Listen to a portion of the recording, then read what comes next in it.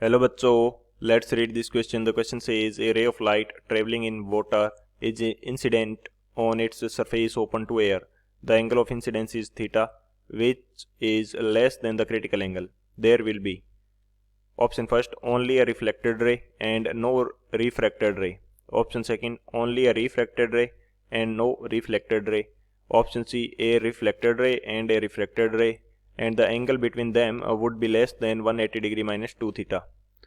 Option D a reflected ray and a refracted ray, and the angle between them would be greater than 180 degree minus 2 theta.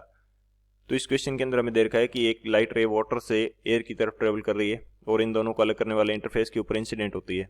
तो angle of incidence theta है, तो उसके according हमें choose करना होगा कि correct option कौन सा है यदि हमारे पास थीटा की वैल्यू क्या है, क्रिटिकल एंगल से कम है. तो बात करते हैं की कंसेप्ट की.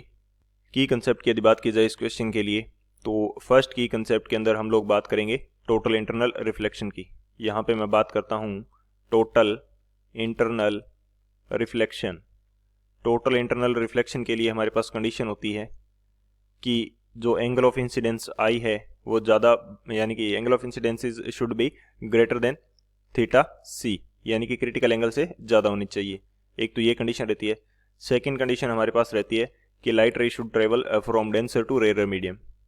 लाइट रे कहाँ से कहाँ जानी चाहिए? Light ray travel from denser to rarer medium. Denser to rarer medium, denser से रेयरर मीडियम की तरफ जानी चाहिए.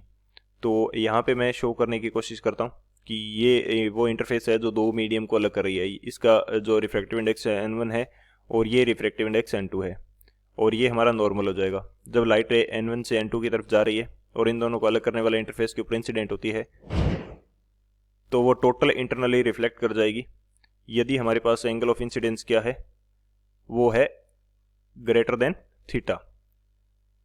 तो यहाँ पे हमारे पास क्या होगा कि एंगल ऑफ इंसिडेंस जो है वो ग्रेटर देन थीटा सी होगा, यानी कि क्रिटिकल एंगल से ज़्यादा होगा, और N1 की वैल्यू क्या होगी? ज़्यादा होगी N2 से. तो ये टोटल इंटरनल रिफ्लेक्शन के लिए हमारे पास सिचुएशन रहती है. अब हमें क्वेश्चन के अंदर दिया गया है कि जो हमारा एंगल ऑफ इंसिडेंस है वो क्या है? क्रिटिकल एंगल से कम है. तो इस कंडीशन के अंदर हमारे पास क्या होगा? When angle of incidence is less than theta C, there will be no TIR. There will be no TIR, यानी कि वहाँ पे टोटल इंटरनल रिफ्लेक्शन नहीं होगा. टोटल इंटरनल रिफ्लेक्शन नहीं होगा तो यानी कि वहाँ पे रिफ्लेक्शन होगा और रिफ्रैक्शन दोनों चीज़ें होंगी. तो ये हमारे क्या रहेंगे? की कंसेप्ट रहेंगे. इस की कंसेप्ट के अकॉर्डिंग इस क्वेश्चन को सॉल्व करते हैं. सॉल्यूशन की यदि बात की जाए तो सॉल्यूशन इस क्वेश्चन के लिए हमारे पास क्या रहेगा? हमें क्वेश्चन के अंदर दे रखा है कि जो एंगल ऑफ इंसिडेंस यानी कि थीटा है वो लेस देन थीटा सी है. तो TIR तो होगा नहीं, यहाँ पे TIR होगा नहीं. TIR के लिए कंडीशन ही कंप्लीट नहीं हो रही है. कंडीशन क्या है कि जो एंगल ऑफ इंसिडेंस है वो greater than angle of critical होना चाहिए, क्रिटिकल एंगल से ज़्यादा होना चाहिए. वो यहाँ पे कंप्लीट नहीं हो रही, तो TIR नहीं हो पाएगा. TIR नहीं होगा तो हमारे पास कंडीशन किस प्रकार की होगी? मैं यहाँ पे मान लेता हूँ कि ये मेरे पास वाटर और एयर को अलग करने वाला इंटरफेस है. यहाँ पे ये हमारा क्या है? ये हमारा नॉर्मल है, और रे ऑफ लाइट कुछ इस तरह से इंसिडेंट हो रही है. तो एक रे तो रिफ्लेक्ट कर जाएगी, और एक रे जो है ये N1 हो जाएगा और ये N2 हो जाएगा. N1 की वैल्यू क्या है? ज़्यादा है N2 से ज़्यादा है, तो ये रे ऑफ लाइट कुछ इस तरह से रिफ्लेक्ट कर जाएगी. तो ये हमारा वैल्यू रहेगा. अब यदि मैं इसको थोड़ा सा सही से बनाने की कोशिश करता हूँ कि मैं मान लेता हूँ कि ये रे ऑफ लाइट कुछ इस तरह से इंसिडेंट होती है. यदि हमारे पास ये मीडियम नहीं होता तो ये रे ऑफ लाइट का पाथ क्या रहता? ये रे ऑफ लाइट का पाथ कुछ इस प्रकार से हमारे पास रहता, यानी कि इस पाथ को फॉलो करते हुए ये रे ऑफ लाइट जो है ये चली जाती. अब हमें देर का है कि जो एंगल है इंसिडेंस का वो थीटा है, वो इंसिडेंस का एंगल थीटा है. तो अकॉर्डिंग टू रिफ्लेक्शन का जो रूल कहता है कि जिस एंगल पे इंसिडेंस होता है उसी एंगल पे रिफ्लेक्शन होगा, तो ये भी थीटा होगा. और according to rule of refraction, चलो उससे पहले इस डायग्राम को यदि थोड़ा सा ध्यान से देखा जाए तो ये जो एंगल है ये भी थीटा होगा. ये एंगल थीटा है, तो इसको जस्ट क्रॉस करने वाला जो एंगल है वो भी थीटा होगा और रिफ्लेक्शन एंगल भी थीटा होगा। हमें ये एंगल फाइंड आउट करना है, ये एंगल कितना फाइंड आउट करना है, यानी कि ये एंगल पता करना है कि कितना होगा। तो ये जो नॉर्मल के अलोंग टोटल एंगल बनेगा वो कितना होगा, 180 डिग्री होगा। नॉर्मल के अलोंग टोटल एंगल कितना होगा, 180 डिग्री।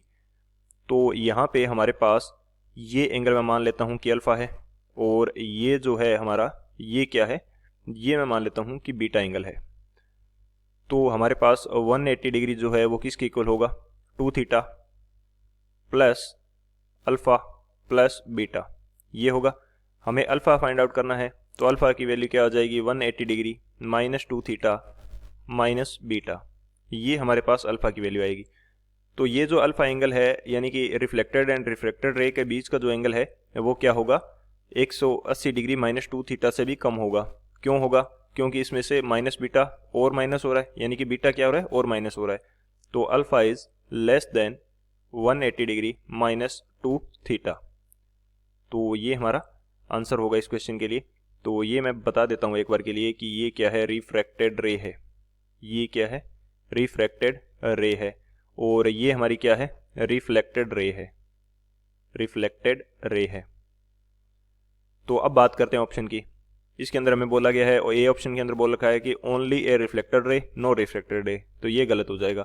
सेकंड के अंदर हमें बोल रखा है कि only reflected ray no reflected ray, ये हमारा गलत हो जाएगा। सी हमें बोल रखा है कि एक रिफ्लेक्टेड रे होगी और एक रिफ्रैक्टेड रे होगी, दोनों के बीच का एंगल जो है वो less than 180 degree minus 2 theta होगा, तो ये हमारा करेक्ट है। और फोर्थ के अंदर हमें दे रखा है कि इन दोनों के बीच का जो एंगल है वो बड़ा होगा 180 डिग्री माइनस 2 थीटा से, तो ये गलत है। तो कौन सा ऑप्शन करेक्ट हो जाएगा हमारे पास यहाँ से, जो ऑप्शन सी है वो करेक्ट हो जाएगा।